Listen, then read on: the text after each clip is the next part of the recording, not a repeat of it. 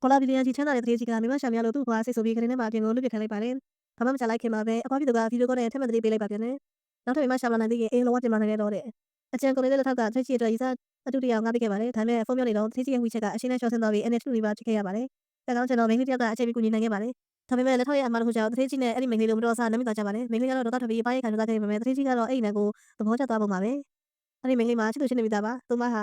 ချစ်သူကြောင့်တဲ့အထိအလုပ်ကြလေးလုပ်ပြီးဝေရှာပေးခဲ့တာပါ။အခုတော့သူမကသူ့ကိုလက်ထပ်ဖို့တောင်းဆိုခဲ့ပါတယ်။သူမဒီလိုအလုံးကြီးလက်ထပ်ချင်နေတာကအကြောင်းရှိပါတယ်။သူမရဲ့အမေကရလူကြီးသားနဲ့အသေးပေးသားနေလို့ပါ။အဲ့ဒီရလူကြီးသားကမိမ900လောက်နှိမ့်ဆက်ပြီးတက်ခဲ့တဲ့လူရုံးမတရားဖြစ်နေလို့ပါပဲ။ဒါပေမဲ့သူမရဲ့ချစ်သူကတော့ဖောက်ပြန်နေခဲ့ပါတယ်။တထေးသမီးကြောင့်လည်းတွဲနေပြီးသူမကိုကြေးတော့သူဆိုပြီးလူပုံထဲမှာအဆက်ခေါ်ခဲ့ပါတယ်။သူမယူလာတဲ့ကျဲဥတောင်ကိုတောင်ရိုက်ခွဲပြခဲ့ကြပါတယ်။သူမရဲ့ချစ်သူဟာငွေနဲ့ရာတူကိုမမော်ပြီးသူမကိုလမ်းခွဲလိုက်ပါတော့တယ်။သူမဟာရန်ဝန်းနေသွားပြီးသူပေးခဲ့တဲ့လက်ဆောင်ကိုပြန်ပေးကအဆက်အသွယ်ချက်လိုက်ပါတယ်။အဝေးကနေချစ်ရအားလုံးကိုစောင့်ကြည့်နေတဲ့တထေးကြီးကသူမအနာကိုချိခဲ့လာပါတယ်။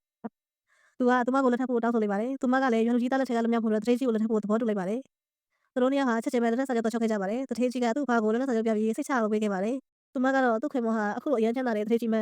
အိမ်ရောက်တဲ့အထိမသိသေးပါဘူး။အိမ်ရှိမှာသူမရဲ့ချစ်သူဟောင်းနဲ့တထေးသမီးတို့ထက်ရောက်လာကြပြီးသူမကိုထပ်မံစော်ကားဖို့ကြိုးစားလာကြပါတယ်။ဒါပေမဲ့တထေးကြီးကထွက်လာပြီးငါ့မိမကိုဘသူကမြန်ပြက်ကွက်သွားအောင်လုပ်မှလေလို့မင်းတဲ့ခါမှာတော့အားလုံးအားသွန်းသွားကြပါတယ်။